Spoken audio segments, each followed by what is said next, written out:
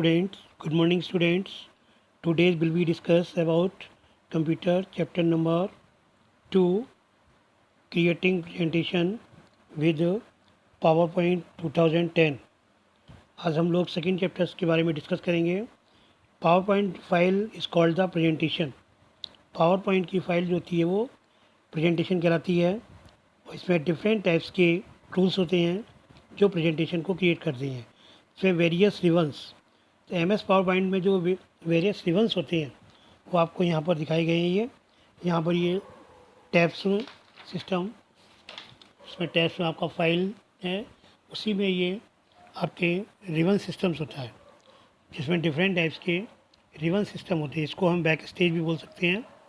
ये सभी यहाँ पर दिए गए हुए हैं जिनके द्वारा हम जब कोई भी न्यू फाइल को क्रिएट करते हैं, कोई प्रेजेंटेशन क्रिएट करते हैं तो यहाँ से किया जाता है.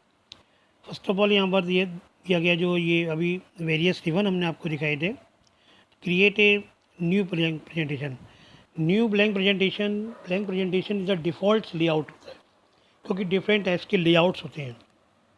तो यहाँ पर क्लिक द फाइल मेनू पे जाते हैं और जो आपका फाइल मेनू होता है, फाइल मेनू में क्या है, ये आपका जो टैब सिस्टम्स होता है होम टैब पर, जहाँ पर टैब सिस्टम्स होते हैं इसमें फाइल मेनू है, व्यू मेनू है, इंसर्ट है, ये सारे मेनू सिस्टम्स होते हैं. ये अब रेड कलर दिखाई पड़ा, ये फाइल मेनू इंडिकेट है क्योंकि ये डिफ़ॉल्ट्स में होता है.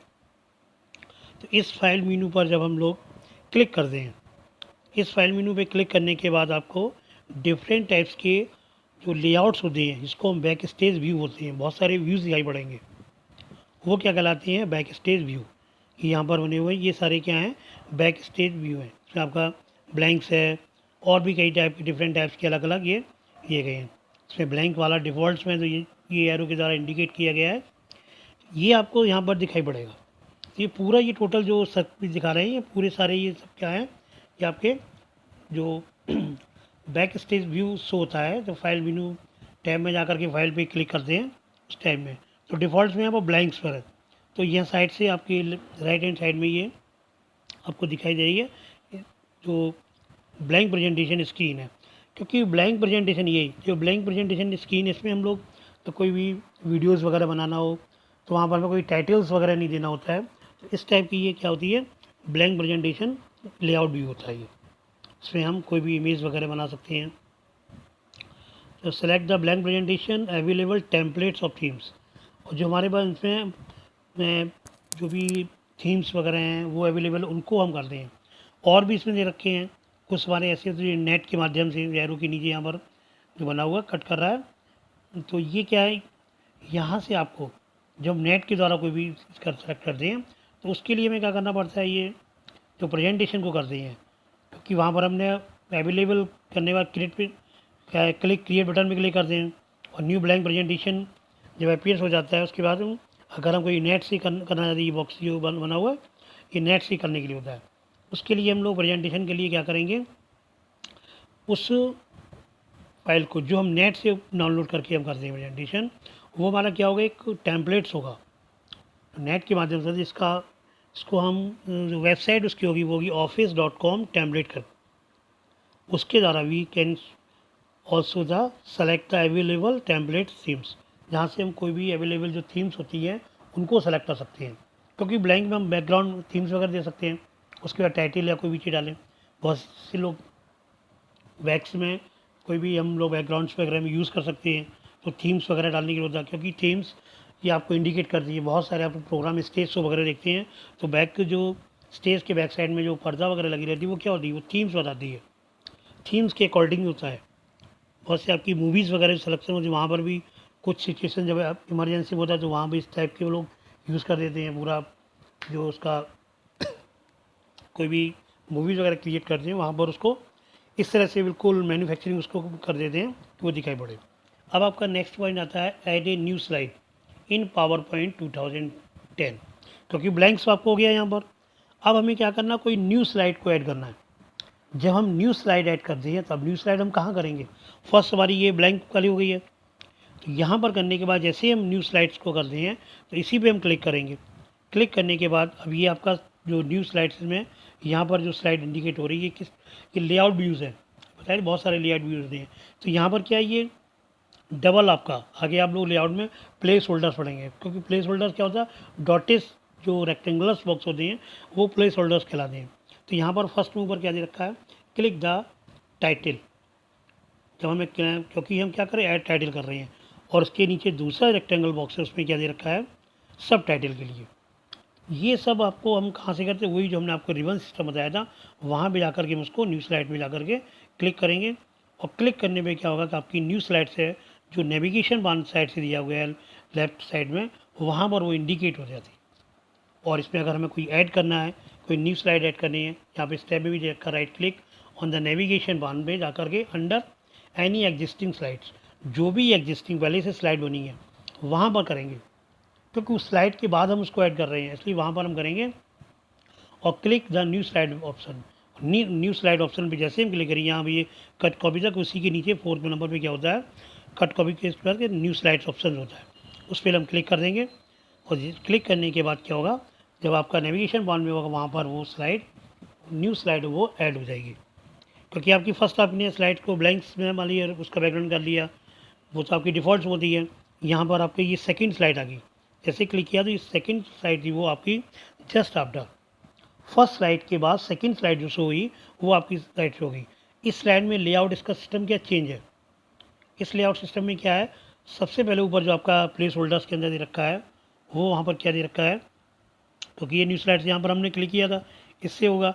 तो जो आपका राइट साइड कॉर्नर में ये आपका एक स्लाइड लेआउट दिखाई पड़ रहा है, इसमें क्लिक द ऐड टाइटल, पहले ऊपर टाइटल है, फिर उसके बाद क्या है, click the add text, text को हमने ऐड करना है। अब जब हम टेक्स्ट को ऐड करेंगे, टेक्स्ट ऐड करने के बाद उसको इंडिकेट करने के लिए कोई भी हम वीडियोस वगैरह डालेंगे, तो आपके ये नीचे जो आपके थम्स बने हुए हैं, थम्स या इनको आइकन बोलते हैं, 5-6 ये बने हुए हैं, इसमें आपका फर्स्ट टेबल वाला है, टेबल क्रिएट कर रहे हैं, उसके बाद आपका चार्ट का है, और भी ये बहुत सारे इस टाइप के होंगे, उसको हम क्लिक करेंगे, वहाँ पर वो ऐड है वो ऐड हो जाएगा। टाइटल को हम करते हैं इसको यहाँ पर प्लेस होल्डर्स के बाद, इसको हम जो हटाना भी चाहते हैं प्लेस होल्डर को हटा भी सकते हैं, आगे आप टॉपिक में बढ़ेंगे भी।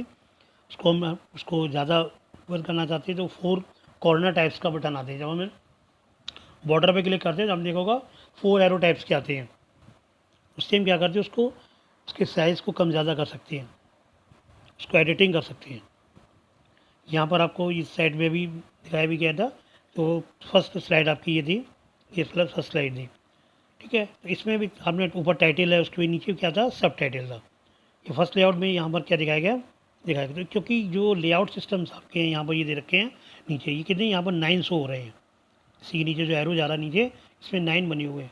तो 9 टाइप के एरो सब अलग अलग, कोई डिफरेंट टाइप्स के हैं, कोई पार्टीशन हमें करने हैं, अलग अलग साइड से टेक्स्ट बनाना है लेफ्ट राइट साइड में, सॉरी लेफ्ट साइड में, और राइट साइड में क्या करना है, उसकी फिगर बनाना है। मान लीजिए हमने टाइटल लिख दिया, उसके नीचे फिर हमें टेक्स्ट लिखना है, साइड से हम क्या कोई भी फिगर बना रहे हैं, उस पर दिखा रहे हैं, उसको हम एक्सप्लेन कर रहे हैं।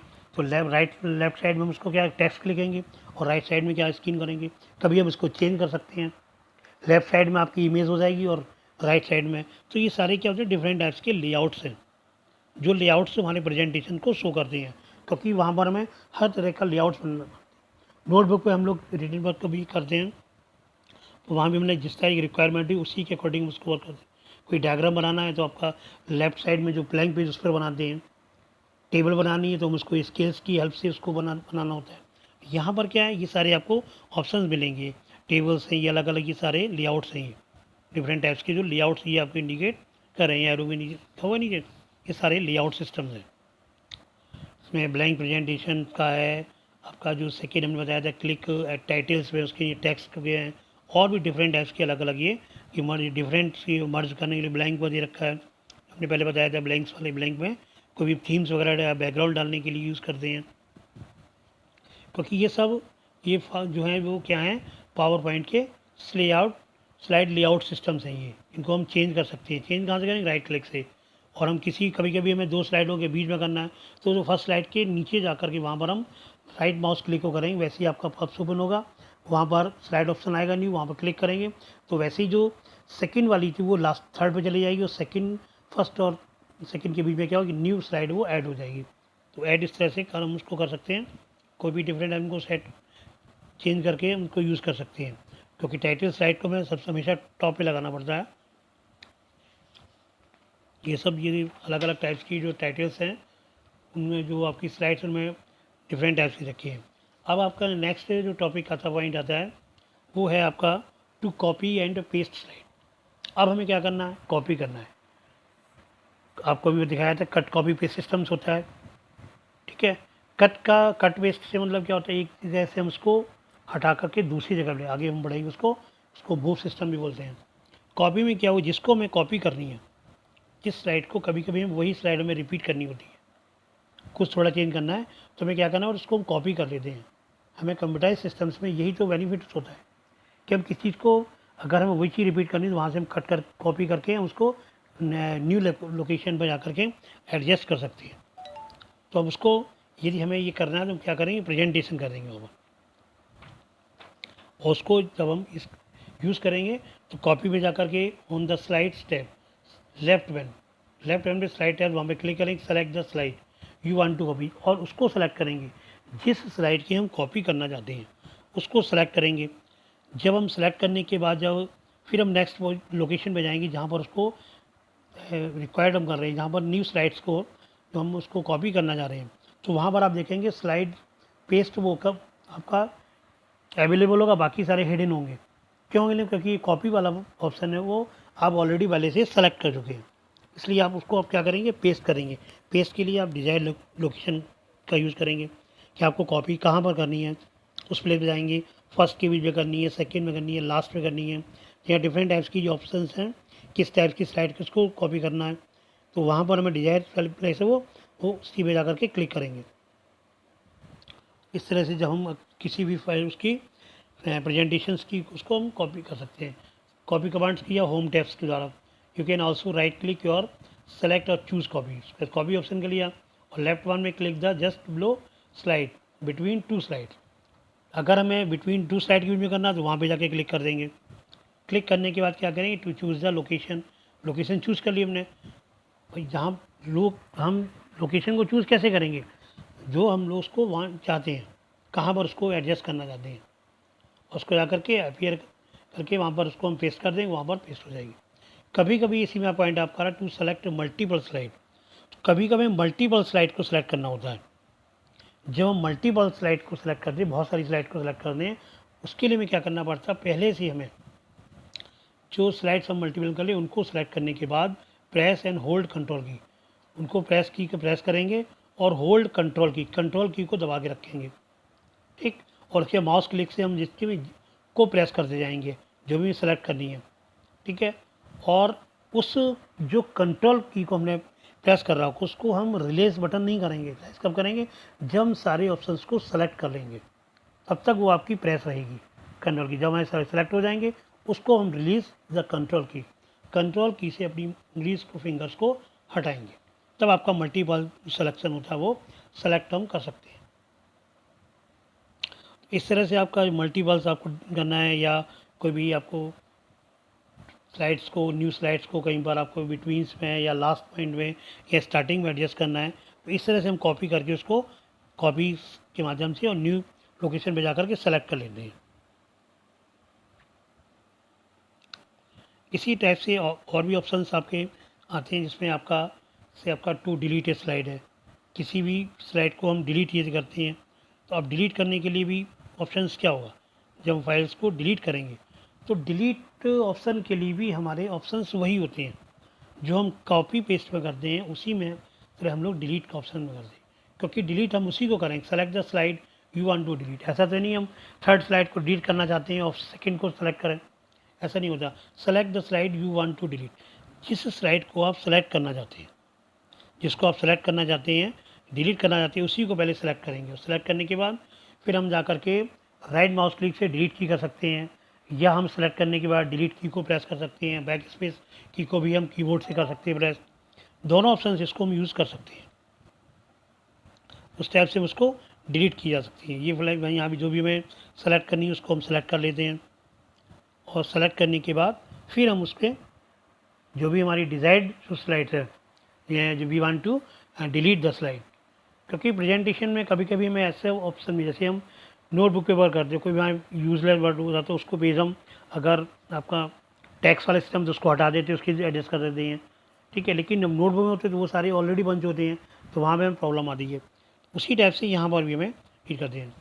उसी टाइप से आपका मूव वाला भी ऑप्शन है, तो मूव में वही कट वाला ऑप्शन होता है। जब हम सेलेक्ट द स्लाइड जो भी है उसको हम मूव कर सकते हैं। मूव करने के बाद वहाँ पे डिलीट ऑप्शन कर दे, बैक स्पेस वहाँ से डिलीट कर देंगे और न्यू लोकेशन में जाकर के उसको पेस्ट कर देंगे। ये मूव ऑप्शन होता है। नेक्स्ट आपका ऑप्शन आप आता है to convert a presentation into other file format, क्योंकि कट कॉपी पेस्ट और वो सब उसी में ऑप्शन आ जाते हैं, डिलीट वो सब उसका प्रोसेस वही होता है। तो यहाँ पर मैं जानना, कोई भी प्रेजेंटेशन फाइल होती है जो पीपीटी से बोलते हैं, उस फाइल से हम कन्वर्ट कर दें किसी दूसरे उसमें, पीडीएफ में कर रहे हैं या एचटीएमएल की फाइल में कर रहे हैं, तो उसको कैसे करते हैं? क्योंकि पहले तो हमारा सिमिलर वर्जन होना चाहिए। यदि सिमिलर वर्जन नहीं होता है तो वहाँ पर क्या होता है, अगर हमारा ओल्ड वर्जन से हमने उसमें कन्वर्ट करते हैं न्यू वर्जन में, तो आपके कुछ प्रोसेस में चेंज भी हो सकती है। आगे आपका नोट्स में इस चीज़ को भी ध्यान रखना पड़ता है कि हमने किया और उसमें चेंज हो गया, आप कहेंगे कि वो एज इट इज़ नहीं आया, कुछ में परिवर्तन हो गया। उसका रीज़न क्या होता है, क्योंकि वर्जन जब चेंज होगा तो उसको क्या, हमें किसी भी फाइल्स को कन्वर्ट करने के लिए हमें उसमें लोकेशन में जाना पड़े, वहाँ पर कन्वर्ट कमांड का यूज़ करते हैं। और उसके बाद फिर आपका इधर आ जाता है सेव एज़, ऊपर आपका लिखा हुआ है सेव एज़ डायलॉग बॉक्स। तो सेव एज़ डायलॉग जैसे सेव होता है, सेव हम फाइल को करते हैं, उसी तरह से यहाँ पर होता है। सेव एज़ क्यों आता है, क्योंकि उस फाइल का नेम हम चेंज करेंगे वहाँ पर, और उसको सेव करने के बाद उस सेलेक्ट द लोकेशन पे जाइए जहाँ पर आप उसको सेव करना चाहते हैं वर्क को।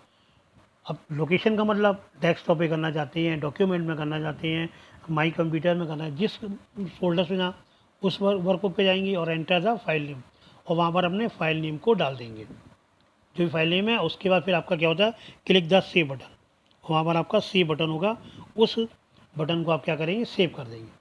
सेव बटन पे क्लिक करेंगे, जैसे हम क्लिक करेंगे the presentation will convert to the new file type.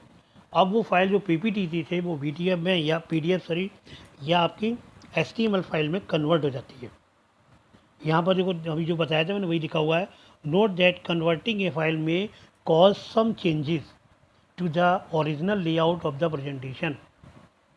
सम कुछ चेंजेस में इसमें डिफ़ॉल्ट सिस्टम हो सकता है कि वही जो चेंजिंग सिस्टम है, तो वर्जन्स के अकॉर्डिंग वहाँ पर यदि वर्जन बनी है तो अपने जो उसका न्यू लोकेशन उसका वर्जन होगा वो अपने ओरिजिनल लेआउट्स में उसको कन्वर्ट करेगा। ऐसा नहीं आपका जो ओल्ड था वो उसी में उसको कन्वर्ट करे। तो इसको आप पीपीटी से उसमें कर रहे हैं तो जिस वर्जन में कर रहे हैं उसमें कन्वर्ट होगा वो। अब आपका नेक्स्ट आता है अबाउट स्लाइड्स के बारे में।